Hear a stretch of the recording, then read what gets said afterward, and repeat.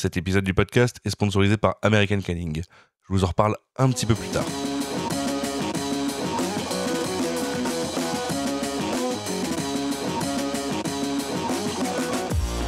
Sirotons le houblon, le podcast qui fait glou-glou dans tes oreilles.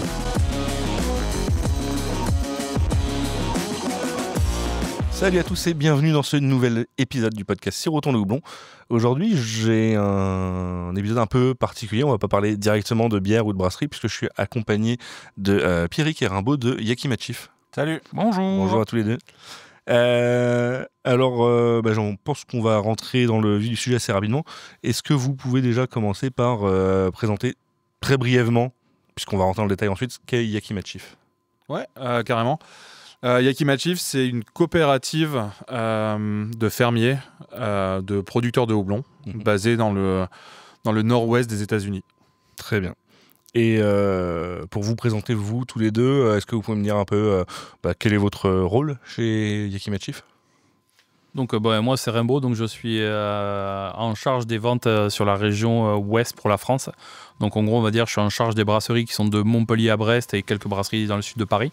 Je gère du coup la moitié de la France, l'autre moitié est gérée par Gunther Ultra que tout le monde connaît. Ouais.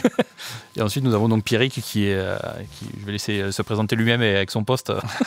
En plus de faire un peu de vente comme Rimbaud et Gunther en France, je fais aussi un peu de développement marketing, un peu de stratégie avec l'équipe commerciale. D'accord. Et donc sur le marché français uniquement ou ça couvre aussi un peu plus l'Europe? Ouais, sur le marché européen. Donc, avec le Royaume-Uni inclus aussi. Ok. Yakima, donc comme tu disais, c'est une coopérative qui a une histoire d'ailleurs assez riche et une structure assez particulière parce que si j'ai bien compris, c'est détenu, ou alors en tout cas c'était, je sais pas si c'est toujours le cas, détenu par des cultivateurs de houblon, des fermiers en fait. Ouais, c'est bien le cas. Ouais. Comment cette structure a influencé un peu la philosophie de l'entreprise? Wow. Ah oui, je rentre avec des choses très philosophiques. Ouais, on commence. En fait, l'histoire du houblon, c'est un peu difficile un peu partout dans le monde. Et aux États-Unis, dans la fin des années 80, début des années 90, c'était pas aussi rose que maintenant. Et en fait, les fermiers, c'était soit ils se mettaient ensemble pour s'aider au niveau des achats, pour faire des économies d'échelle, etc. Ou soit ils se mettaient chacun en individuel et ils n'allaient pas passer les années. Donc, ils ont décidé de se mettre ensemble et de s'aider le plus possible. Et c'est comme ça que ça a permis d'avancer et d'avoir Yakima Chief. Oui, et il y a aussi un fait qui est important, c'est que du coup, ils ont créé une structure qui leur permettait de répondre à leurs besoins à eux. C'est-à-dire que ce n'étaient pas des interlocuteurs qui passaient, des revendeurs qui leur imposaient des prix, qui leur imposaient des houblons à cultiver ou des choses. C'est eux qui ont en fait créé leur structure. Du coup, nous, Yakima, la chose qui est importante, c'est qu'on a un taux fixe de pourcentage qui est reversé au cultivateur directement. D'accord. On ne lui achète pas des kilos de houblon, on lui achète une participation. Enfin, c'est vraiment une réversion. Du coup, c'est vraiment géré par des fermiers, pour des fermiers, avec des gens qui aiment les houblons. C'est pour ça qu'on a des gros rapports avec les brasseries et qu'on essaie justement d'être le plus fermier possible dans les rapports qu'on a et les plus clairs avec les gens avec qui on bosse, quoi. Ouais, d'accord. Donc, en gros, si on devait un peu, alors peut-être grossir le trait, mais sur votre rôle, plus que commercial pour Yakima, c'est un peu faire un intermédiaire entre le producteur-cultivateur et en fait la personne qui va exploiter le produit. C'est exactement avec, ça. du coup, j'imagine une part beaucoup plus on va dire proche du produit, aussi bien sur la partie technique, les retours, ainsi de suite. C'est exactement ça. Et l'avantage qu'on a, parce que ça reste quand même une entreprise américaine avec beaucoup de gens qui sont postés là-bas, on n'hésite pas à les faire venir en Europe, voire en France, et à les présenter, à les mettre en rapport direct avec les brasseurs. Et beaucoup de brasseurs qui écoutent le podcast le savent. Quand vous venez à des Open Brew School, quand vous venez à des réunions, à des salons comme à Bra ou à DrinkTech, vous allez rencontrer nos directeurs, nos CEO, et ils parlent à absolument tout le monde et ils n'hésitent pas justement à donner leur version quand il y a des questions. Enfin, c'est des gens qui sont là, qui sont d'une véracité absolument totale. C'est des fermiers à la base quand même, on va pas se mentir. Donc c'est des gens qui sont du terroir, quoi. Et en plus de ça, il y a aussi de la transparence au niveau des fermes, au niveau de tout. Donc quand les brasseries viennent à acheter des houblons chez nous, les numéros de lot, ils peuvent voir de quelle ferme ça vient. Il y a la carte directement, comme ça ils peuvent voir la parcelle, ils peuvent tout voir. Il y a des personnes qui peuvent faire la sélection directement avec les fermes. Et ça, il y a eu des sélections il n'y a pas si longtemps que ça avec certaines brasseries qui ont eu l'occasion de se rendre. Alors pour certaines en Belgique, d'autres aux États-Unis, si je dis pas de bêtises. Ouais, c'est bien ça. Ouais. On va revenir un petit peu après dessus parce que j'avais noté quelques points là-dessus et je trouve que c'est intéressant. Mais actuellement, si on devait parler du coup de la production de Yakima et surtout de la répartition, c'est quoi la répartition entre le marché américain et le marché européen ou du moins le marché international? Au niveau international, donc on a différents business units, on va dire. Donc il y a l'Europe, il y a les États-Unis et après il y a l'Asie et après en dernier il y a l'Océanie. Okay. Et au niveau européen, je pense qu'on représente 25 à 30% du chiffre total en termes de vente. Je crois que c'est avec l'Asie, non? On avait quoi calculé? Non, c'est tout ça. Ah, c'est que l'Europe, ok. Et sur le nombre de fermes ou d'exploitants, je sais pas comment vous comptez, qui sont dans le groupement de Yakima, tu t'as le compte ou... Ouais, il y a deux niveaux. Donc après, malheureusement, le marché est difficile pour tout le monde. Donc il y a quelques fermes qui ont fermé, d'autres qui se sont fait racheter, d'autres qui partent à la retraite. Mais en gros, il y a le premier niveau entre guillemets avec les propriétaires de Yakima Chief. Donc ça va de 17 à 19 fermes à qui appartient la boîte. D'accord. Et ils ont chacun leur ferme. Donc il y a les Perrault, les Loftus, toutes ces fermes-là. Et après, on a des Allied Partners.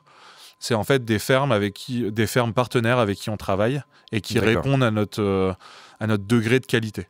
D'accord, donc en gros, c'est pas des fermes qui sont, on va dire, intégrées dans la coopérative, mais qui travaillent selon un cahier des charges. Elles sont dans la coopérative, mais elles ne sont pas décisionnaires, je crois. Je crois qu'elles font partie quand même de la coopérative. Elles sont membres. Elles sont rétribuées, elles reçoivent les mêmes rétributions, donc le return to grower. Donc elles récupèrent 78% du prix de vente, ça revient vers elles.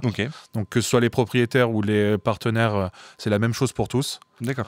Et en fait, pour travailler avec nous, elles travaillent pas que avec nous, elles travaillent avec tout le monde. Elles travaillent avec tout le monde, pardon. D'accord.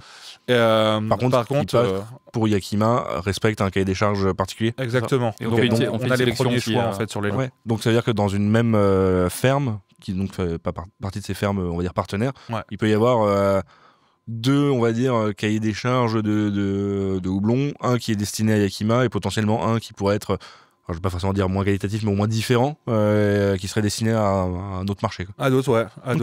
Et on a la priorité. On va dire que si on a quelqu'un qui est un autre distributeur qui va avoir un contrat avec une ferme, on sélectionne les lots en priorité et après il sera sur un deuxième choix. Ok. Donc là, Yakima, on parle bien sûr d'une entreprise, d'une coopérative qui est née aux États-Unis, qui maintenant est représentée dans le monde entier. Mais est-ce que c'est le cas aussi des fermes? Est-ce qu'il y a des fermes dans le monde entier? Ou est-ce que c'est que des fermes américaines pour l'instant? Donc on travaille principalement dans le Pacifique Nord-Ouest, donc c'est l'État de Washington, d'Oregon et de l'Idaho. Et depuis 2-3 ans, on a fait un partenariat avec New Zealand Ops, qui est aussi une coopérative en Nouvelle-Zélande. Et on bosse avec cette boîte pour pouvoir avoir des houblons néo-zélandais. D'accord. Mais elles ne font pas partie de Yakima Chief. Voilà. Ouais. Par contre, elles correspondent au même cahier des charges. Oui, ok. Mais il n'est pas, je sais pas, par exemple, prévu à terme de se dire Yakima s'étend et il y a des fermes, je sais pas, françaises qui intègrent Yakima Chief. Alors peut-être pas forcément pour cultiver du coup les mêmes variétés, parce qu'on sait que le terroir a son importance, mais qui pourraient répondre justement à ce cahier des charges et après peut-être essayer de tirer la filière brassicole-française vers le haut. On n'est pas dans les petits papiers. Ouais, je sais que c'est des discussions qui peuvent être amenées et qui vont sûrement être amenées par... Parce qu'il y a des gens qui ont déjà parlé à notre CEO sur des salons de choses comme ça. Et c'est pas quelque chose qui est forcément en tout cas dans l'ambition actuelle. Là, on va dire qu'on est plutôt sur une gestion de crise en ce moment, comme tout le monde dans le milieu brassicole. Donc, on va dire qu'on va déjà parer au plus pressé. On se centre sur l'essentiel. Voilà. Après, on l'a vu avec NZOps, parce que moi, je pensais effectivement, étant un des plus jeunes dans la boîte, je pensais effectivement qu'on allait s'arrêter sur sur le US. Et en fait, quand on a vu le travail qu'on fait avec NZ Ops, ça nous a permis de voir qu'il y avait une ouverture et qu'il y avait des possibilités. On a créé des cryos aussi qui a été fait pour les. Enfin, aux États-Unis, on a vocation de revendeur. Du coup, on vend du barbe rouge. On achète beaucoup de houblons européens qu'on revend aux US. Et là-bas, on fait des cryos qu'on renvoie. Alors, malheureusement, c'est un peu absurde pour l'instant. On l'a fait une fois en test. Et on a fait des houblons européens en cryo qu'on a renvoyés en Europe.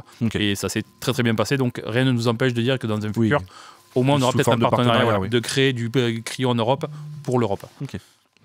Est-ce que, parce que là on a parlé un peu de la naissance de Yakima et aussi de sujets plus actuels, mais est-ce qu'on peut peut-être parler un peu de l'évolution de l'entreprise depuis sa création? Qu'est-ce qui a mené justement de cette création d'une petite coopérative de différents cultivateurs à ce qu'est Yakima aujourd'hui? Je ne sais pas d'ailleurs où est-ce qu'on est l'entreprise, est-ce que c'est leader sur le marché ou non? Vous êtes, je sais pas quels sont les grands producteurs de houblon dans le monde. On connaît Yakima quand on est un peu beer geek parce que le nom est connu et vu un peu partout, mais je sais pas si c'est...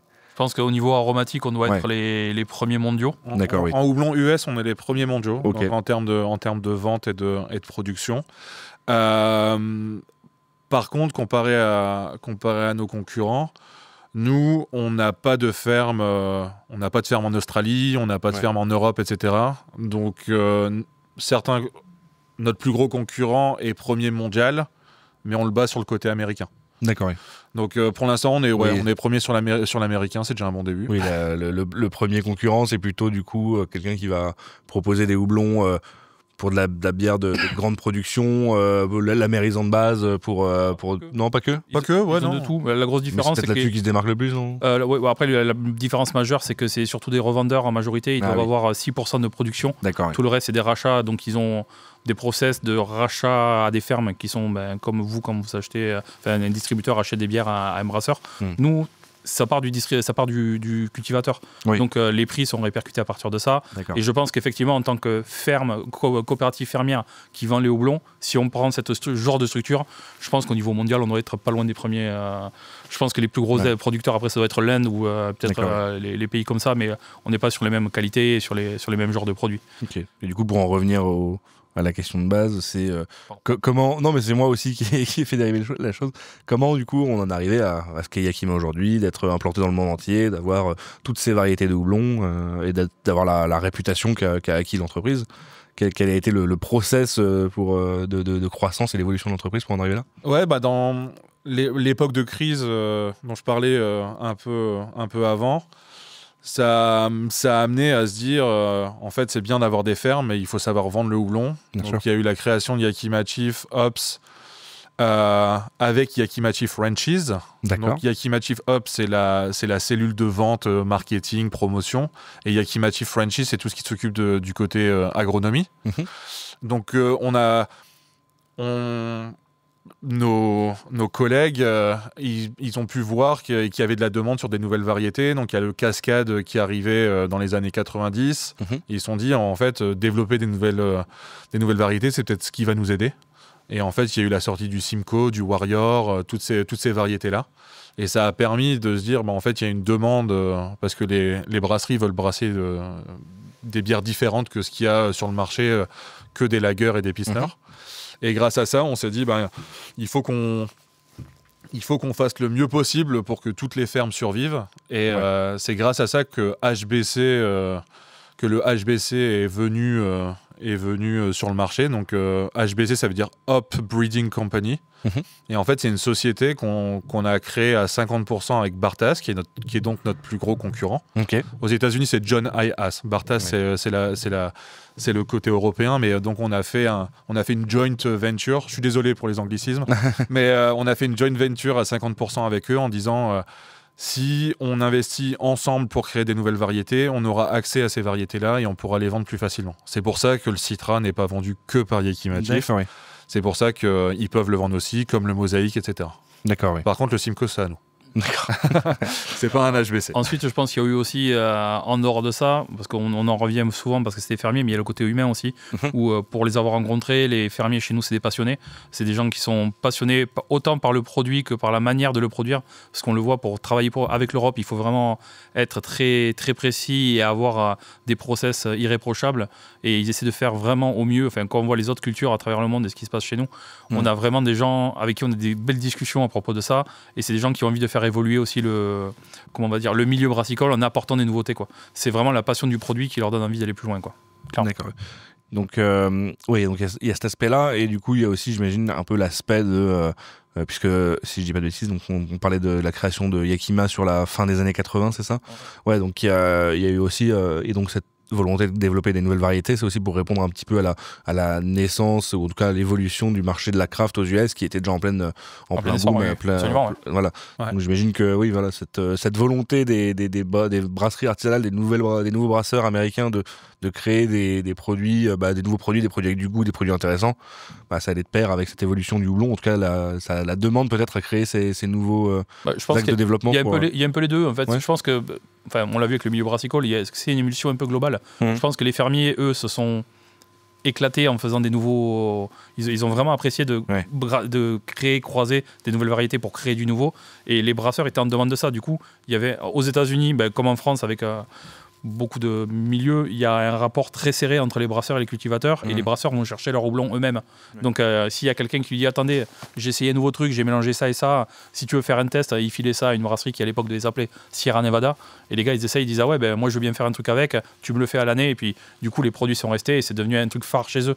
Mais c'est parce qu'il y avait vraiment des échanges. Je pense pas que les gars ils sont arrivés automatiquement en se disant financièrement parlant on peut en arriver là. Je pense que c'est une vraie... Chaque houblon a été une aventure humaine avec des gens qui ont envie d'essayer des choses et envie de sortir quelque chose de nouveau sur le marché et faire plaisir à tout le monde. Parce que je suis sûr que même d'une manière générale, quand ils sont en train de développer un produit, ils vont pas se dire il va se vendre à tel prix, quoi. Il y a un nouveau produit sur le marché, il va avoir un goût de noix de coco, un goût d'ananas, on va chercher justement des saveurs et un produit final intéressant, plus que de se dire on va le vendre tant euros le kilo, parce que la répercussion pour un fermier est beaucoup trop loin, quoi. Et je me demandais que représente justement, parce que la Yakima Chief, le nom Yakima vient de la Yakima Valley, qui est je crois une vallée qui est je crois que c'est dans l'Oregon, non, c'est à cheval, Washington. À Washington. Ouais. Ok. Donc dans la partie nord-ouest des États-Unis, qu'est-ce que ça représente vraiment cette Yakima Valley pour le houblon? Est-ce qu'il y a vraiment un climat particulier, un terroir qui fait que c'est là-bas que le houblon aromatique américain peut prospérer, ou c'est... Ouais, on a de la chance d'avoir un côté au niveau climat, au niveau météo, d'avoir vraiment de la chance. Parce que en fait, la vallée de Yakima, c'est une vallée, donc c'est une cuve. Il y a de la chance, on a la chance d'avoir des montagnes, des anciens volcans qui, du côté de Seattle, qui bloquent tous les nuages qui arrivent de l'océan. Donc ça permet de ne pas avoir trop de pluie, etc., d'avoir un côté un peu désertique pour le houblon. Et au niveau, tout le monde le sait, de toute façon, au niveau latitude, longitude, il y a des endroits qui sont un peu mieux pour le houblon que d'autres. C'est pour ça qu'en Nouvelle-Zélande, ça se passe bien. C'est pour ça que dans le nord-ouest des États-Unis, ça se passe bien. C'est pour ça qu'on a du houblon dans le nord de la France et en Belgique aussi. C'est parce que les régions prêtent à cela. Et en fait, le fait d'être sur le bon endroit et d'avoir la bonne météo, ça permet d'aider le houblon, de ne pas avoir beaucoup de vent parce que les montagnes bloquent le vent aussi. Donc on a beaucoup de chance de ce côté-là.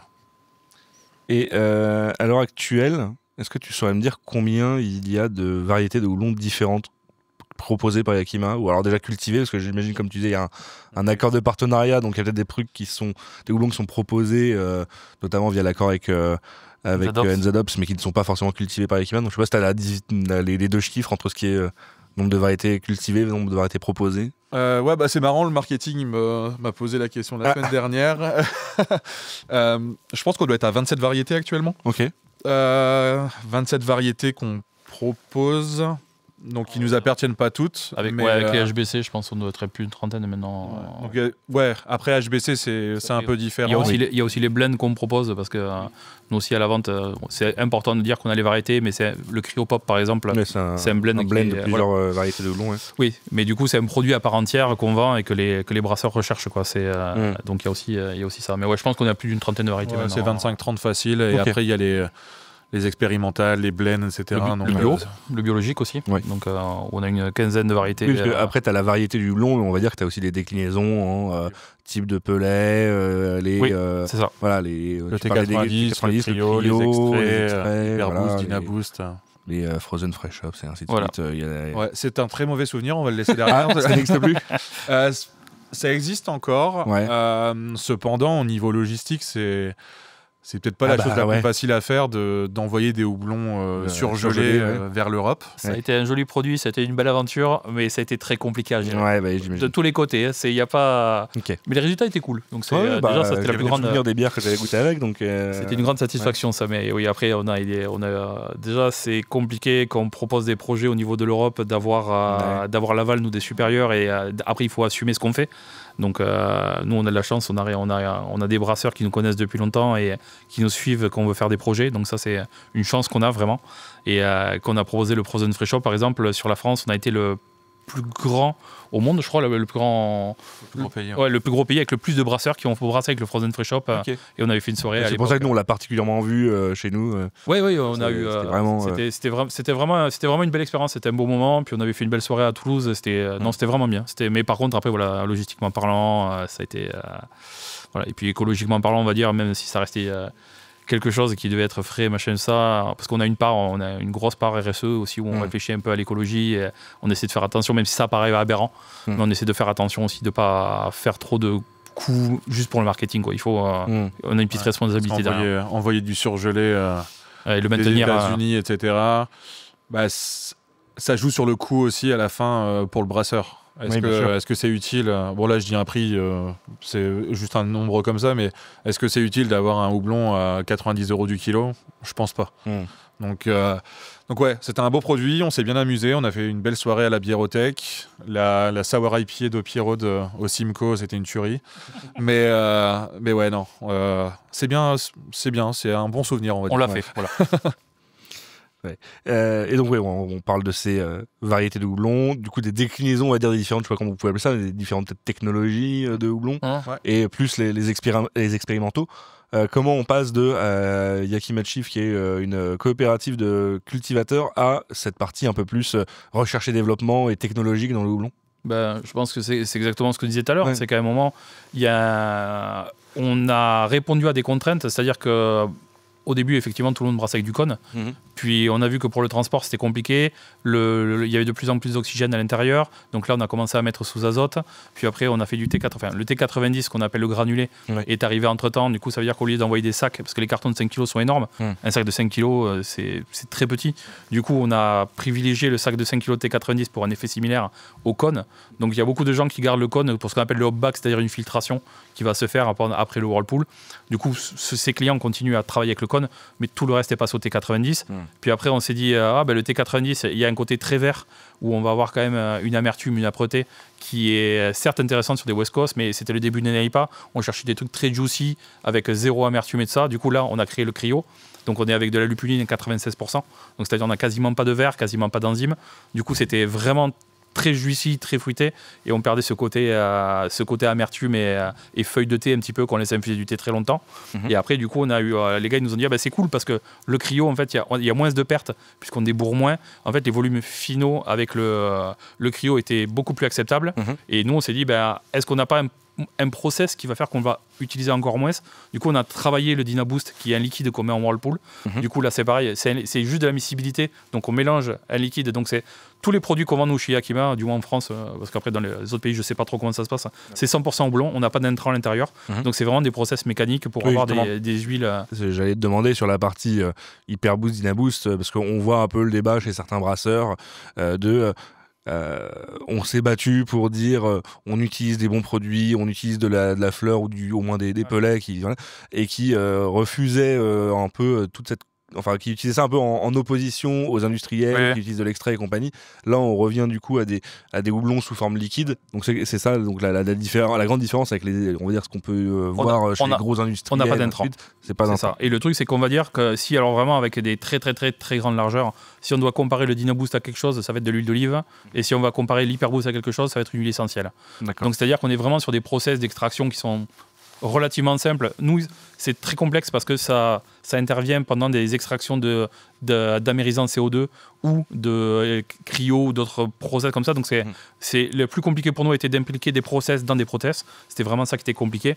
Mais sur les produits à la fin, on est sur du produit qui est 100% houblon et qui fait son taf, c'est-à-dire qui se mélange à la bière en gardant le maximum de volume puisqu'on débourre moins. On a une aromatique tout aussi plaisante et on essaie vraiment de faire un produit qui est propre à la fin. Parce que c'est aussi la nouvelle problématique. Donc, passer du cône au T90, c'est aussi parce qu'il y avait une demande, parce que le cône capture, entre guillemets, beaucoup d'eau, etc. Donc, il y avait beaucoup de pertes. Donc, le prix à l'hecto augmentait. Les bourses de tout le monde ne sont pas énormes non plus. Donc, il faut savoir aussi pouvoir dépenser un peu d'argent pour de la bière, mais on ne peut pas tous dépenser 15 € pour une canette ou des trucs comme ça. Donc, le T90 a aidé à gagner du rendement et à gagner un peu moins d'oxydation, etc. Le cryo, la même chose. Et maintenant, Dynaboost, Hyperboost, avec l'inflation qu'on peut connaître et avec les difficultés que tout le monde peut avoir sur le marché brassicole, utiliser une bouteille d'Hyperboost, donc 10 centilitres qui remplace 10 kg de T90 en fermenteur, ça permet de sauver peut-être 200 litres à la fin sur 20 hectos. Sans parler des frais de port, sans parler du fait que ça se conserve à température ambiante. Donc on a moins de risques. Au final, si le produit, on va dire, par rapport au rendement bière finie et peut-être pas forcément moins cher en termes de prix au litre de bière produite, on va y gagner quoi qu'il arrive sur ne serait-ce que transport, stockage et en même temps le rendement a une importance que même si tu produis plus de bière dans l'année quoi. Exactement. C'est bête à dire, mais un fût, alors ça dépend des brasseries, mais on va dire un fût de 30 litres, ça va être entre 60 et 90 € sur une plateforme de distribution, par exemple. Et on va dire que selon les volumes qu'on fait, on va sauver des fûts à la fin. C'est-à-dire que c'est de l'argent carrément qu'on va sauver à la fin. Donc nous, on essaie de gagner effectivement. Bon, nous, on est des anciens brasseurs, ou des brasseurs actuels. On est impliqués dans le monde brassicole depuis plusieurs années. Bien sûr. Et on a ce côté où on sait quoi. C'est bien gentil qu'on nous amène de nouveaux produits, mais si c'est juste, comme on disait pour le Frozen, c'est fancy, c'est cool. Mais par contre, là, on savait que Hyperboost, Dynaboost, on sait que on va répondre à un problème. Voilà. Bien sûr. Et là, en ce moment, c'est vrai que les brasseurs cherchent à gagner du volume et rendement et avoir une qualité stable. Et vous l'avez ressenti comment, l'accueil, en tout cas des brasseries françaises quand vous avez présenté le produit? Est-ce que vous avez vraiment eu peut-être une scission entre en effet des brasseries qui étaient ultra ouvertes au projet et d'autres un peu plus réfractaires? Vous l'avez senti comment? Non, moi j'ai pas spécialement eu de retour négatif. Après j'ai la chance de travailler avec des brasseries qui me font confiance et j'ai confiance en elles. Donc les produits, quand on leur expliquait le produit, etc., ils arrivaient à bosser avec et elles étaient assez contentes des résultats. Peut-être aussi beaucoup de brasseries qui ont pu... Parce que là, si je dis pas de bêtises, ce programme Hyperboost et Dynaboost, avant, on l'a connu sous les noms d'expérimentaux aussi. Il y avait le YCH 701 et 702. Ça. Donc les brasseries qui ont eu la chance de tester ces YCH en programme expérimental aussi font partie des brasseries qui sont assez, je sais pas comment on pourrait dire ça, mais peut-être des brasseries un peu tech, très ouverte sur des nouvelles expérimentations, des nouveaux procédés. Donc je pense que ça aide aussi bien à démocratiser le produit. C'était le besoin, mais nous, parce qu'on a un service marketing aux US et un service marketing en Europe, du coup les discussions ne sont pas forcément les mêmes. Mais quand on est arrivé, qu'on nous a proposé ce genre de produit, effectivement, on est parti sur des brasseries qui faisaient des grosses IPA, des gros trucs comme ça. Bien sûr. Et le choix qu'on a fait, nous, pour un test avec du Dynaboost, c'était de faire une collab avec O'Clock, parce que c'est des gars qui maîtrisent parfaitement leur volume, et on a réussi à voir quel volume ils allaient sauver par rapport à du... Parce que moi, ayant vu le produit, je savais que ça allait être un produit qui allait faire gagner du volume. En plus, O'Clock, c'est une brasserie qui, mine de rien, par rapport à sa taille et son installation, est déjà bien équipée pour optimiser son rendement. Ils ont la centrifugeuse, ainsi de suite. Voilà. Donc, alors, je sais pas si on l'avait centrifugé celle-là, mais le fait est qu'effectivement, on était sur un truc où déjà, on avait une brasserie qui savait faire des bières avec vraiment du caractère, mais qui savait maîtriser ses contenus aussi. Du coup, ça a alimenté un peu notre moulin, on va dire, dans le sens où effectivement on avait de la data et de la qualité derrière. Et moi, ça a été vraiment un cheval de bataille parce qu'on nous l'avait effectivement vendu pour un truc qui fait des IPA hyper belles, hyper trucs et ça. Et nous, on s'est dit, est-ce que c'est pas mieux de proposer ça à des brasseries un peu plus volumineuses qui, effectivement, quand on parle de fermenteur de 120 hectos, quand on arrive à sauver 5%, déjà, c'est énorme. Du coup, quand on arrive, qu'on leur propose ces produits, et là, on est en test sur des grandes brasseries qui font du volume pour justement essayer de voir s'ils peuvent pas sauver en gardant des qualités aromatiques ou peut-être même dépasser les qualités aromatiques utilisées. Parce qu'il y a sur des grosses machines, on peut pas surcharger en houblon. Parce qu'il y a des problèmes avec des filtres, il y a des problèmes même de matière à l'intérieur pour les fermentations. Et là, du coup, avec les Hyperboost et les Dynaboost, ce problème n'existe plus, quoi. Donc, leur qualité gustative est en train de changer même. D'accord. Et vous avez réussi à avoir un peu de data sur ce genre de choses, sur une bière brassée chez les clients chez les clients ou chez les brasseries avec qui vous bossez. Oui, quand je dis chez les clients, pardon, c'est les brasseurs, oui. D'une même bière brassée en T90, en cryo et avec de l'hyperboost, est-ce qu'il y a alors, outre le rendement, est-ce qu'il y a une différence gustative? Est-ce qu'il y a une petite adaptation à faire sur les recettes? Comment ça se... Ouais, on a fait des tests. On a notre R&D. On a une R&D ouverte avec des brasseurs qui s'appelle le FWD. En France, il y a Artisan Ale qui en fait partie. Au UK, il y a Deya, on a Sierra Nevada aux États-Unis, etc. Donc différentes tailles de brasseries. Et en fait, tout ce qui est Hyperboost, cryo, certains différents produits qui sont pas encore connus actuellement, on fait des tests avec ces brasseries-là avant. Et on leur demande des retours. Et après, nous aussi, on a la chance d'avoir un labo, d'avoir notre brasserie à Yakima où on fait des tests. Et ouais, on a eu des retours à peu près sur tout, sur une bière 100% T90, 100% cryo, 50-50, est-ce qu'on rajoute de l'hyperboost, etc. Donc ça, c'est des choses qu'on a depuis des années, parce que le cryo, ça existe depuis des années maintenant. Mais ouais, on a pu faire le test, 90 BPM par exemple. Ils ont fait des tests, ils ont fait leur potion magique version hyperboost, et ils ont vu la différence, on en a parlé avec Léo, etc. Donc ça, c'est bien, on a les retours de la part des brasseries en disant... moi je brasse sur 20 hectos, j'ai sauvé 200 litres grâce au Dynaboost en Whirlpool, etc. Donc on a des retours comme ça. On n'utilise pas spécialement leur nom tout le temps, sauf si elles sont OK pour ça, bien entendu. Bien sûr, Et après, le meilleur moyen pour avoir des rendus comme ça, c'est t'es pas obligé de nous croire, on est des commerciaux, appelle les brasseurs. C'est le meilleur marketing qu'on peut avoir. On est sur un petit milieu, tout le monde, presque tout le monde se connaît, tout le monde se parle. Donc, exactement. Si c'était pas bénéfique et que ça ne marchait pas, ça se saurait assez rapidement dans le milieu. Oui, exactement. Comme quand le cryo est sorti, au début c'était une poudre. Ça n'a pas marché du tout et tout le monde l'a su très rapidement. D'accord, ok. Et maintenant c'est un peu c'est un peu plus facile.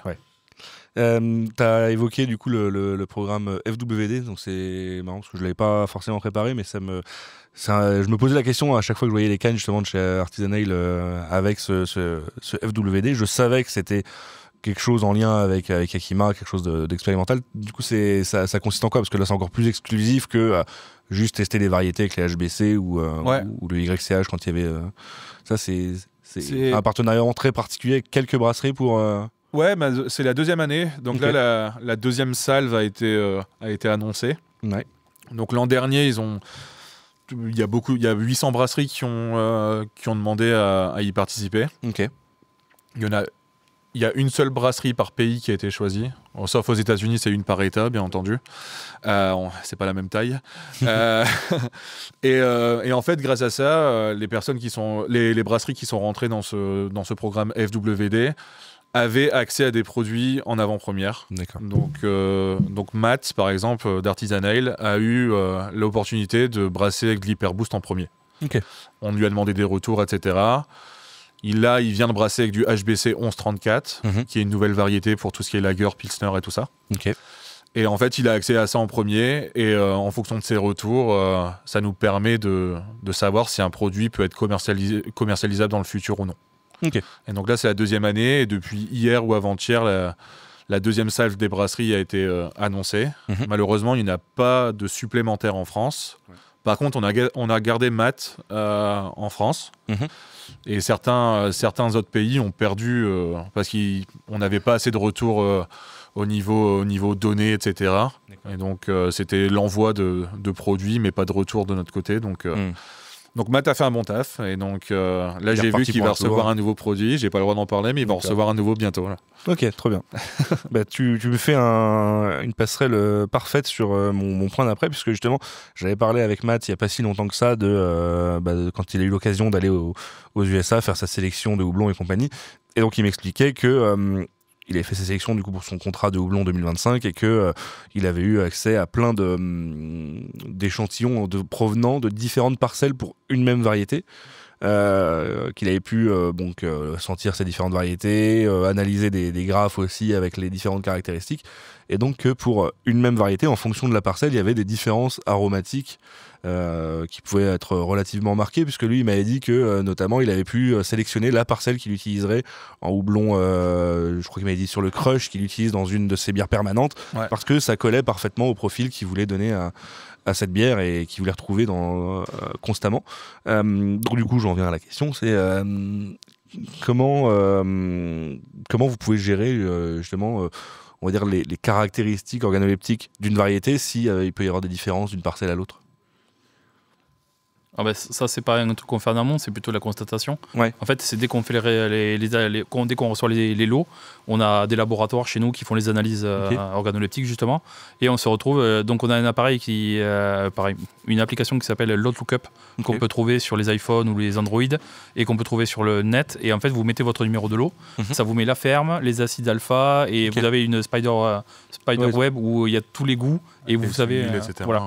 Et avec les huiles, vous savez vers quoi ça s'oriente. Donc on a je crois que c'est une double donnée, c'est-à-dire il y a des personnes qui font des sniffings dans une pièce qui sentent pour voir que ça colle bien à ce qui est écrit, mais on a une analyse vraiment scientifique qui relève toutes les huiles intérieures, les esters et qui arrive à voir justement les thiols et qui arrive à dire il y a tant de pourcentage de ça donc ça va sentir ça, et on fait quand même une analyse croisée entre les deux pour être sûr que ça correspond bien à ça. En fait du coup on essaie de faire ça le plus rapidement possible après la récolte, parce que du coup ça nous permet effectivement la sélection. Alors si tu as l'occasion de reparler avec des brasseurs qui font les sélections, c'est un moment important pour moi dans la vie d'une brasserie, parce qu'on choisit tout le houblon qu'on a dans l'année et grâce à ça tu peux voir exactement l'orientation que tu vas donner à tes bières. Si tu veux qu'elles soient plus mangue, plus ananas, il y a des trucs un peu woody grassy, et justement c'est une discussion qu'on avait hier avec Mathieu qui était assez intéressante, parce que lui après il regarde les lots qu'il prend sur ses commandes, et par exemple le Chinook il prend 2 lots différents parce qu'il a un lot pour amériser, un lot pour aromatique. Du coup il sait ce qu'il va chercher en aromatique ou en amérisant, mais il va prendre, c'est du Chinook, mais il va prendre 2 spécificités, trouver 2 spiderweb qui vont ressembler à chaque fois pour coller à l'image de l'un ou de l'autre. Donc c'est comme choisir un peu quand tu es dans un resto, aller chercher tes poissons, tu sais que tel pêcheur il va avoir des super saumons et tout ça, mais tu vas aller le voir lui tout le temps, parce que il va te laisser le choix déjà de prendre ce que tu veux, et au moins tu vas pouvoir trouver quelque chose qui va te correspondre, et tu es sûr à 100% de trouver le produit qui va te plaire. Donc c'est pour ça qu'on essaie d'offrir le maximum de sélection qu'on peut nous. C'est pour ça qu'on a créé la Pod Selection à Mont-Saint-Guibert, donc en Belgique. Oui. Parce que beaucoup de brasseurs avaient du mal, même des grosses brasseries avaient du mal à se déplacer aux États-Unis pendant une semaine, 10 jours, parce que c'est très contraignant. Et là, du coup, ça leur en une journée, ils arrivent à faire leur sélection de houblon, on va dire, à Citra, Mosaïque, Simcoe, et Cryo était 90. C'est comme ça, on sait que voilà, ils peuvent avoir une bonne qualité de houblon sans aller aux États-Unis et en choisissant leur lot en Europe, quoi. Vous cherchez des encanneuses efficaces et faciles à utiliser? American Canning, le pionnier de l'encannage à Austin aux États-Unis, propose des machines compactes et simples d'utilisation avec un faible taux d'oxygène dissous. Ils offrent des technologies atmosphériques ou isobariques allant d'1 à 6 têtes de remplissage pour répondre à la mise en canette de toutes vos boissons, de la bière au soda. American Canning, c'est des machines abordables avec des délais de livraison courts et une formation disponible en français directement par des opérateurs experts agréés et certifiés. Pour plus d'informations, écrivez à europe@americancanning.com. Je reviens sur les houblons expérimentaux, donc on parlait de HBC, notamment tu disais le HBC 1134 qui est le petit nouveau, c'est ça, si je dis pas de bêtises? C'est le dernier. Le petit dernier. Quelles sont les étapes clés dans la recherche et le développement comme ça d'une nouvelle variété de houblon? Comment ça se passe? Combien de temps ça prend? C'est un process assez costaud, si je dis pas de bêtises? Ouais, c'est plutôt pas mal de ce côté-là. Donc ça, entre guillemets, entre la première sélection d'un rhizome qui peut être intéressant jusqu'à la sortie de son petit nom, en moyenne c'est de 10 à 12 ans. Ok. Donc là le Crush par exemple qui est sorti l'an dernier, qui était HBC 586, la recherche avait été faite 10 ans auparavant. D'accord. On avait commencé au début, on commence toujours avec, en gros, c'est 1000 rhizomes. Ok. On se dit, sur ces 1000 rhizomes, il y a des profils intéressants. Donc jamais d'OGM, c'est que du naturel. D'accord. Donc on met le papa houblon et la maman houblon ensemble. C'est que des croisements physiques. Ouais. Que des croisements physiques en laboratoire, donc chez Yakimachi Franchise. Et en fait, la première année, on voit ces 1000 là, et en fait, il y en a 500 qui passent pas le cut. Donc la deuxième année, on en a 500 et on les passe d'une petite éprouvette, on les place sur un truc un peu plus important et on voit comment ça avance. Au bout de 3-4 ans, il en reste 10. Et après, en fonction de ces 10 là, on va commencer à les mettre directement en terre dans les champs. Donc au début, c'est un pied. Après, si ça se passe bien, on les met sur une rangée. Et après, ça peut être un hectare. D'accord. Et alors, on là, avance à ce comme ça. moment-là, vous avancez jusqu'à ce qu'il en reste plus qu'un. Ouais. Et après, on en a plusieurs en finale à chaque fois. D'accord. Donc là, Et le comment ça se 34, passe, du c'est le coup dernier. Ouais, alors, ah oui, d'accord. Donc en gros, là, on va dire sur les peut-être 1000 rhizomes de base, tu disais, il y en a, ça s'élimine au fur et à mesure. À la fin, il peut y en rester quelques-uns en compétition avec des numéros d'expérimental différents. Exactement, et c'est des profils différents. Et en fait, on se dit, bah, en fait, le 1134, il est cool. Ok. Parce que c'est un houblon qui... il y a des problèmes avec le saz, par exemple, ces temps-ci, en Europe. Donc peut-être que pour les États-Unis, avoir quelque chose qui ressemble à du saz, ça peut être intéressant parce que c'est plus difficile à en avoir, les prix augmentent, etc. Et après, il y a le 10-19, qui est aussi en finale actuellement. Lui, c'est plus un aromatique comparé au 34. Et on se dit, ben, lui, il peut être intéressant, on va peut-être aussi le garder aussi et faire des essais avec les brasseries. Oui, d'accord. Donc en fait, c'est pas, il y en a 1000 à la base et il y en a plus qu'un à la fin. C'est pas un grand battle royal de houblon. Non. Il peut y en avoir plusieurs qui passent finalement les sélections parce qu'ils arrivent avec des profils différents et tous avec leur intérêt. Et après, on peut aussi essayer. Hein, par exemple, on a eu le cas avec le 472 qu'on a été obligé d'arrêter. Ouais. On l'a poussé pendant 10 ans, on va dire, pendant 8-9 ans. Et en fait, on a vu qu'à grande échelle, on avait énormément de mal à le produire parce que la météo a changé. Il est autant au début, il n'avait pas de problème, mais après, il y a eu des problèmes avec des mythes qui l'ont attaqué. Et on a des rendements qui étaient très très mauvais. D'accord. Et on n'a pas pu le garder. Et du coup, c'était le gagnant, on va dire, du pool. Mais on a été obligé de l'éliminer. Malgré toutes les qualités organoleptiques qu'il pouvait avoir et compagnie, finalement, il y a eu d'autres problématiques qui font qu'il n'a pas. Ok. Et vu qu'il était apprécié, le 472, on n'a pas pu le garder. Donc c'est soit on le gardait ou soit on le vendait 50 € du kilo. Personne ne veut ça. Bien sûr. Et le 10-19 a des traits qui lui ressemblent.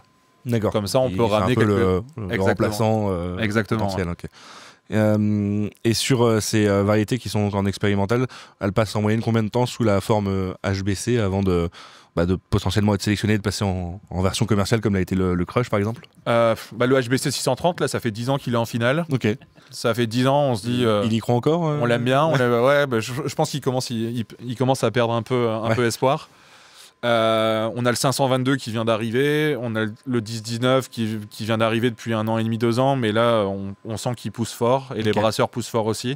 638. Oui, il y a quand même comme ça quelques variétés de HBC qu'on revoit très régulièrement chez les brasseurs. On sent qu'il y a un intérêt. Exactement. Notamment, j'ai déjà essayé son petit numéro, mais le Crush c'était le 586. Bon, on le voyait quand même pendant un moment un peu partout. Ouais.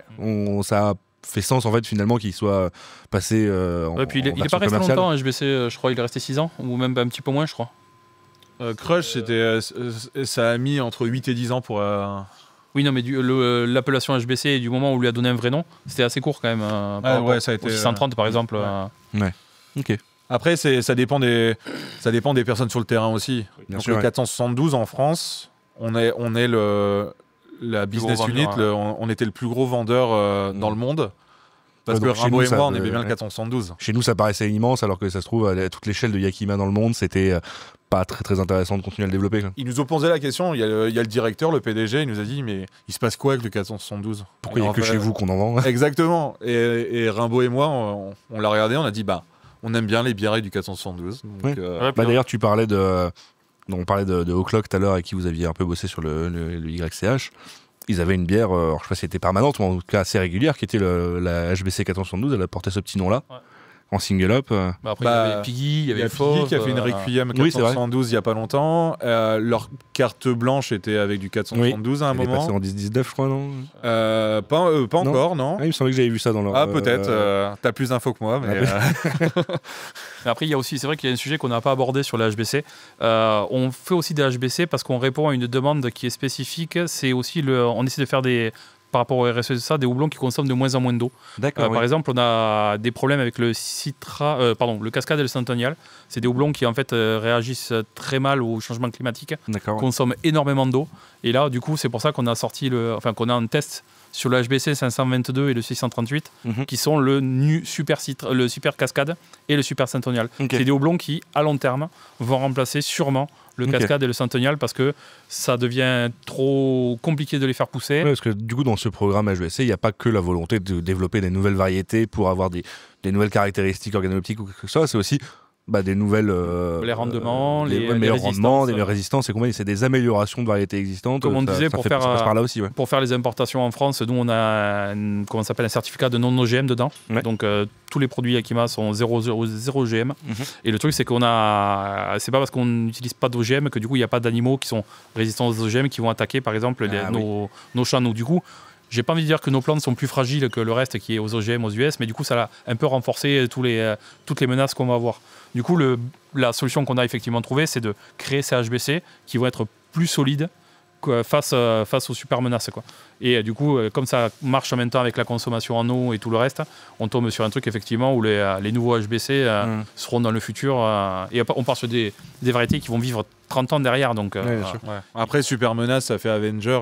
Mais, en gros, on parle du mildiou, on parle de ces maladies-là qui sont les mythes, les sauterelles, mais même on a des champignons, etc. Donc, surtout qu'il y a de plus en plus de produits en Europe qui sont interdits, par exemple contre les champignons. Et c'est là on a des nouveaux process qui font que via de croisement et via d'autres. Alors je n'ai pas du tout leur recette mystique à ce niveau-là des champs et tout ça, mais effectivement ils arrivent à combattre plus vaillamment le mildiou et les champignons, ce qui est chose très très dure dans les champs, généralement. Et du coup, tu as évoqué c'était Centennial et Cascade. Justement leur un peu difficulté d'acclimatation au changement climatique. Est-ce que, comme on parlait tout à l'heure un peu tous les bénéfices de la Yakima Valley pour la culture de houblon, il y a aussi un impact justement du dérèglement climatique sur la culture du houblon? Oui. On parle de ces deux-là, mais est-ce que c'est une problématique plus globale aussi pour Yakima? Il y a des consommation en eau. Déjà, on a effectivement, alors il y a des barrages, il y a des rivières et on va dire qu'ils n'ont pas de problème pour l'irrigation là-bas. Mais effectivement, ils essaient quand même ils sont très responsables au niveau, alors je sais que ça fait toujours un peu sourire, mais au niveau de l'environnement.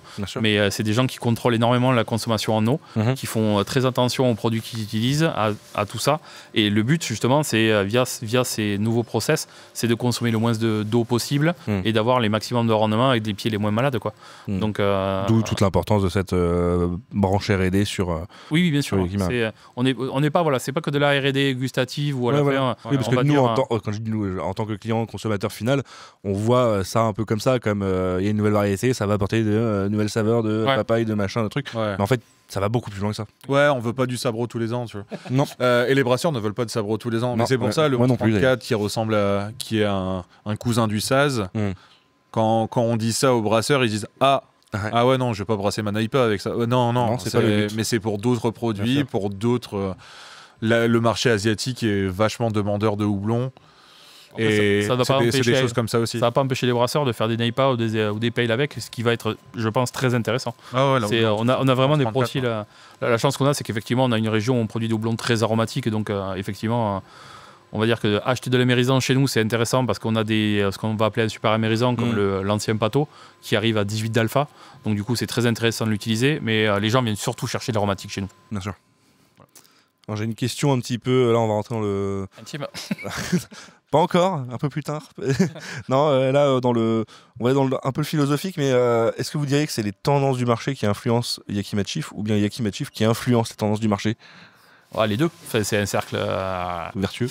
Oui, exactement. Non, mais c'est après, comme je l'ai dit tout à l'heure. Je pense que moi je vois ça énormément comme des échanges, des rapports humains. C'est des brasseurs qui parlent des cultivateurs et des cultivateurs qui parlent et qui font pour des brasseurs. Donc du coup, c'est effectivement quand tu as Moi, je l'ai vu plusieurs fois pendant les sélections, quand un des brasseurs arrive et rencontre Perrault, Loftus, et qui leur disent franchement, votre Simcoe cette année, c'était la balle. Les gars, tu sens dans leur regard qu'ils ont envie de faire mieux, quoi. Et ils font mieux derrière, ils font d'autres. On a sorti ça, mais le HBC. Et les HBC, hop, les gars sont contents de l'utiliser. On n'est pas juste là pour donner des produits et que les gens les consomment. C'est justement, s'il y a des gars qui disent ce serait bien de faire si un jour vous arrivez à faire un blend entre le crush et le sabro par exemple, ce serait absolument génial. Ça tombe pas dans l'oreille d'un sourd. Les gars ils se disent effectivement les deux goûts ensemble, putain, ça pourrait être le feu. Et donc c'est pas, les gars ils ont pas les trucs spontanément comme ça. Ouais, on fait les deux. C'est exactement ce que sur ta question, on peut les mettre ensemble. Quand on a sorti le sabro et le talus genre juste après, on a influencé le marché. Donc le talus est sorti, tout le monde a dit le talus c'est mieux que le sabro, donc le sabro c'est un peu moins vendu. Donc le marché a été influencé comme ça. Par contre, on a écouté les brasseurs nous dire il me faut du rendement, il me faut un meilleur rendement, il me faut un meilleur rendement. Et on a sorti Dynaboost et Hyperboost parce que il fallait écouter le marché aussi. Trop bien. Est-ce que vous percevez, comment plutôt vous percevez le marché justement européen par rapport au marché américain? Est-ce qu'il y a des demandes différentes? Est-ce qu'il y a des attentes différentes? Est-ce qu'il y a... En production ou en consommation? Tout. En consommation. De manière générale, en fait, tout ce qui pourrait avoir un impact sur. On va dire que déjà le marché européen, c'est quand même, je pense qu'on doit être à 60-80% des bières, on va dire de style classique européenne. Donc on va dire c'est pas des bières qui vont consommer du Citra ou du Mosaïque. Donc effectivement, ça nous tient un peu en dehors de ce marché. On a eu l'année dernière, il y a eu une grosse crise au niveau du degré alpha, du kilo alpha en Allemagne. Du coup, beaucoup d'Allemands sont venus acheter du kilo alpha chez nous pour amériser. Donc ça, c'était une grande première chez nous, par exemple. Mais effectivement, aux US, on a quand même, on va dire, 80% du marché est aromatique. Là, ça va de plus en plus sur les pils, les lagers, mais ça reste quand même des trucs brassés avec du Citra, du Mosaïque, du Simcoe. On va dire, effectivement, en Europe, la consommation des brasseries sur du aromatique, si on arrive à 20-30% de super aromatique en Europe, on est déjà bien, quoi. Mais après, nous on n'a pas d'animosité directe, on va dire, avec les producteurs. Là, nous on a des collègues qui travaillent chez Open, chez tout le monde, on voit ce qui se fait en Europe. Moi, je suis plutôt content de ce qui est en train de sortir. Après, c'est une histoire de volume produit aussi. La France, elle veut produire ce qu'elle produit. Elle n'arrivera jamais à alimenter entièrement. Enfin, elle peut un jour, mais là, pour l'instant, c'est pas le cas. Donc, nous, on est là pour pallier à ce besoin.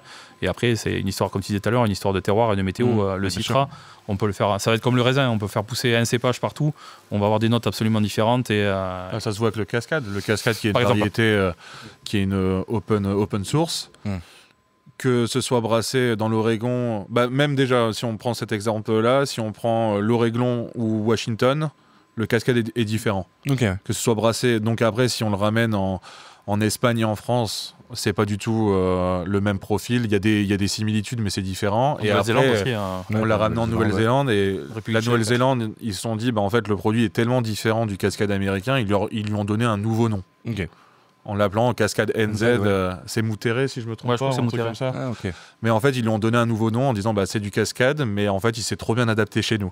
Donc, il a pris des caractéristiques suffisamment, en tout cas différentes, pour qu'il soit vraiment considéré comme une variété quasiment à part entière. Il y a une brasserie qui avait fait le test et qui avait brassé. Oui, j'en avais déjà parlé. Cascade FR, Cascade US et Cascade NZ. Je crois que j'en avais parlé, je pense, dans mes épisodes sur l'impact du terroir sur la bière. J'avais dû lire ça quelque part. Oui, en effet.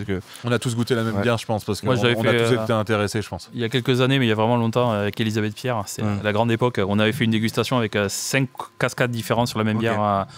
Alors, je crois que c'était Espagne, République tchèque, Angleterre, Nouvelle-Zélande et US. Et effectivement, on voyait le panel aromatique qui avait absolument rien à voir. Mais il n'y avait aucune surprise, on va dire, dans ce qu'on allait boire.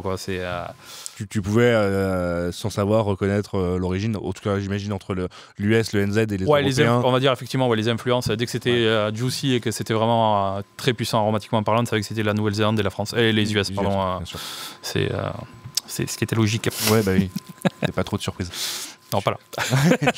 Est-ce que, je sais pas, est-ce qu'il y a des petites choses que vous pourriez rajouter sur l'avenir de Yakima? Est-ce qu'il y a des choses dans les tiroirs que vous pourriez déjà dont vous pourriez déjà parler, à quoi on peut s'attendre dans l'avenir? Alors, j'imagine que vous n'allez pas me lâcher une nouvelle variété de houblon comme ça, surtout quand on voit le temps de développement. On va faire du houblon cosmique. Non, c'est vrai que là, on a des projets, effectivement, sur des nouvelles variétés. On va essayer de renforcer énormément les rapports avec NZOps aussi, parce que la qualité, enfin on leur a imposé énormément de choses pour les faire venir en Europe et dans le reste du monde. Et ils se sont pliés à ça. La qualité des houblons est vraiment irréprochable et vraiment très très qualitative. Et on a envie de les voir un peu plus arriver en France. Donc ça, déjà, je crois que c'est un premier step important pour nous. Je pense que au niveau Rimbaud, Gunther et moi, on est focus sur le marché français. Notre but à nous, en termes d'idées, en termes de mettre des choses en place, c'est vraiment de mettre en avant la France, encore une fois. Il y a quelques années, on a fait un voyage aux États-Unis avec une dizaine de brasseries. Il y avait Opirode, il y avait Fauve, il y avait Pays Flamand, Pleine Lune, La Muette, Artisan Ale, il y en avait plein. On était allés là-bas, ils avaient ramené leur bière. Les Américains, ils étaient bouche bée devant la qualité. Donc quand tu parlais d'influence du marché, etc. Ils ne s'attendaient pas à ce qu'on soit à ce niveau-là en France. Ouais, clairement pas. Sur des Naipa, sur des sour, en fait, ils se rendaient pas compte qu'on avait ce niveau-là. Donc, Gunther, Rimbaud et moi, on a vraiment envie de remettre en avant le fait que le French savoir-faire, on sait faire du bon taf en France. Donc, pouvoir aider les brasseries à faire de la sélection, soit aux États-Unis, soit en Belgique, le mettre de plus en plus en avant. Essayer de mettre aussi les brasseries sur un pied d'égalité. C'est toujours très drôle de se dire les Américains, ils sont forts à ça. Il y a énormément de choses où ils sont très forts, il n'y a pas de problème. Mais par contre, au niveau des bières, la chance qu'on a en France, c'est qu'on a un panel brassicole, je parle en variété de bière brassée, qui est incroyable. On arrive de la bière sans alcool à des bières à 14 degrés passées en barrique, ou on va dire qu'on arrive à faire des trucs qui se font partout dans le monde. Je crois que c'est le seul pays qui a autant de diversité brassicole, quoi. Et le truc, c'est que nous, on essaie de le mettre une fois de plus, parce que ça fait un peu rigoler, mais on essaie, grâce au réseau qu'on a entre nous, de placer des brasseries françaises sur des festivals au UK. Là, à Lyon, on essaie de ramener des brasseries anglaises qu'on a vraiment aimées et qu'on a envie de voir. Et on a envie que la même démarche soit faite aussi chez les autres commerciaux de Yakima et qu'on se retrouve des brasseries françaises en Belgique. C'est une rayonnance que je trouve qu'on n'a pas assez en France, on n'est pas assez exportable. Mais nous, on va essayer d'aider au maximum pour que ça se fasse, quoi. Et on fait ce qu'on peut à ce niveau-là. Dès qu'on a des collabs aux US, on prend des gars. Dès qu'on a des trucs à faire, on essaie de proposer un maximum de gens. On propose des solutions, on met de la visibilité. Parce que tout ce qui est fait via Yakima en France est relié sur le Yakima Europe, voire monde. Et du coup, il y a quand même une visibilité, un impact qui est... Nous, on a de plus en plus de gars en Europe qui nous disent « Ah ouais, je les ai vus sur l'Instagram de Yakima parce qu'ils ont fait une collab avec vous. J'ai vu parce que... » Alors que des années avant, il n'y avait aucune communication qui sortait en Europe sur les brasseries françaises, quoi. Bien sûr, ouais. Oui, c'est vrai que, comme dit, j'ai l'impression que le marché français de la bière s'exporte assez peu, ou en tout cas n'est pas assez sexy aux yeux des autres marchés. C'est une histoire de prix, mais ouais, aussi. On a de la chance d'avoir un marché assez puissant. En termes de chiffres, on est dans le top 3 en Europe. On a de la chance de pouvoir beaucoup vendre sur place. Après, les UK, ça s'est un peu fermé à cause du Brexit, etc. Mais je pense qu'il y a des opportunités pour les brasseries d'aller vendre en Scandinavie, tous les trucs comme ça, parce qu'il y a de la place là-bas. Ouais. Et après, en termes de nouveautés, on va peut-être avoir une ou deux nouvelles variétés avec des noms sympas qui devraient apparaître d'ici 2 ans. Donc ça, c'est pour toi. Tu le dis à personne. Non. Et ça ne sortira pas de d'Internet. Ça ne sortira pas d'Internet, exactement. Et là, on a deux nouveaux HBC qui sont assez cool. Donc côté alpha, 24% d'alpha acide, un truc comme ça. Donc ça peut faire le taf, ce serait bien. Et après, il y en a un au niveau aromatique. C'est celui qu'on a depuis le début. Je pense que c'est le 1283, si je ne me trompe pas, qui a le plus de survivable. Donc c'est les composés qui restent dans la bière finie. Qui optimise la biotransformation. D'accord. Donc lui, c'est un gros... J'essaie d'en avoir pour le marché français. Pour l'instant, les US, ils les gardent un peu pour faire de la R&D là-bas.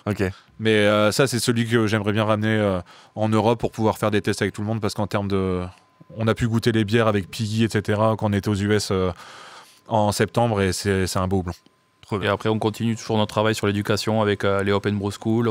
On fait un webinaire la semaine prochaine là, sur les houblons liquides, donc, qui est réservé bien sûr aux brasseurs, mais on essaie de mettre en avant effectivement partager la science, partager les informations et faire en sorte que tout le monde soit un peu logé à la même enseigne un peu partout en France, quoi. Trop bien. Moi, j'ai fait un peu le tour de tout ce que j'avais préparé. Je sais pas s'il y a des points que j'aurais manqué, des choses qui vous semblent indispensables à évoquer, qu'on pourrait rajouter. Non, je pense que tu as bien fait le tour. Tu as parlé de la manière dont Yakimatif travaille, comment on peut travaille. continuer en anglais, hein, si vous voulez. Ouais, j'ai ce problème-là. Il y a beaucoup de personnes qui se moquent de moi pour ça. Alors que moi, pas du tout étranger. Mais ouais, non, t'as fait bien le tour, mais ouais, peut-être le point le plus important, parce qu'il y en a beaucoup qui parlent prix, etc. Le prix du houblon, c'est cyclique, ça change. C'est les montagnes russes tous les jours. Et ouais, il faut vraiment penser que, en fait, nous, 78% du prix de vente, ça revient à la ferme. Et que ce soit au palier 1 ou au palier 2, comme je disais. Et il faut penser à ça. On n'est pas que des revendeurs à aller vers une ferme et dire moi, ton cascade, je te prends 50 tonnes à 5 euros du kilo. Si je le vends 25 euros, c'est moi qui irai à Bora Bora à la fin de l'année. Là, on va voir les fermes, entre guillemets. Elles nous disent tu peux prendre 50 tonnes. Et si on le vend 15 euros du kilo ou 25 euros du kilo, il y a 78% qui retournent vers elles. Okay. Et c'est grâce à ça qu'on peut tabler sur la qualité. Je pense que c'est ça le plus important pour Yakimatif. Très bien. L'investissement sur la qualité. Super. Merci à tous les deux pour votre temps et pour les échanges. Merci à toi pour l'invitation, surtout. C'était vraiment trop cool. Super. On a apprécié. Merci. Également. Et pour mes auditeurs, je vous dis à bientôt pour un nouvel épisode. À bientôt. Salut.